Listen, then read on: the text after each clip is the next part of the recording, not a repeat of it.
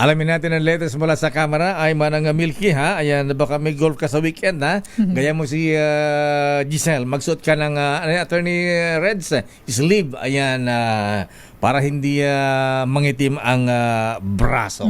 Ano ang latest mula sa Kamara? Si Vice President Sara Duterte may karapatan na hindi dumalo sa pagdinig ng House Justice Committee sa impeachment complaint laban naman sa kanya. Sino nagsabi niyan? RH12 Milky Rigunan. Manang Milky.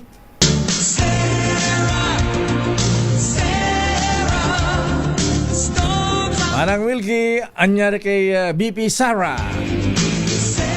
Yan sakay karapatan ni Vice President Sara Duterte kung hindi nito sisiputin ang gagawing hearing ng House Justice Committee sa 4 na impeachment complaint na isinampa laban sa kanya. Ito ang paliwanag ni Batangas Representative Servil Luistro, chair ng komite, matapos itakda sa March 2 to 4 ang pagsisimula ng hearing para tukuyin ang sufficiency in form and substance na mareklamo laban sa Vice Presidente. Ayon kay Luistro, igagalang ng komite kung hindi dadalo sa mga pagdinig ang VP dahil karapatan niya ito at papaira lamang niya ang waiver. Kumpara sa hearing sa impeachment complaints laban kay Pangulong Bongbong Marcos, tinaya ni Luistro na mas mahaba ang magiging pagdinig sa impeachment complaints laban kay VP Sara. Paliwanag ni Luistro, iko-consolidate ang 4 na impeachment complaints sa isang impeachment proceeding at ang physical consolidation ay malalaman kung meron ang batayan ng probable cause.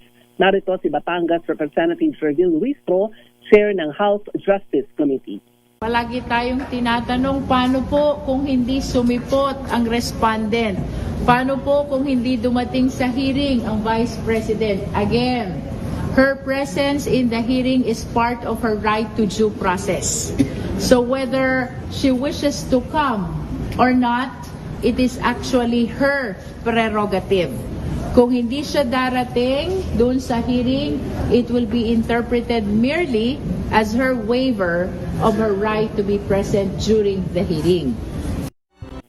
Samantala, kung pasado naman sa form and substance, mag-i-issue ng notice ang komite kay VP Sara para sagutin sa loob ng 5 calendar days, 3 calendar days to reply, at 3 calendar days to file a rejoinder. Ayon pa rin sa pinuno ng chair ng House Justice Committee, si Batangas Representative Servil Luistro.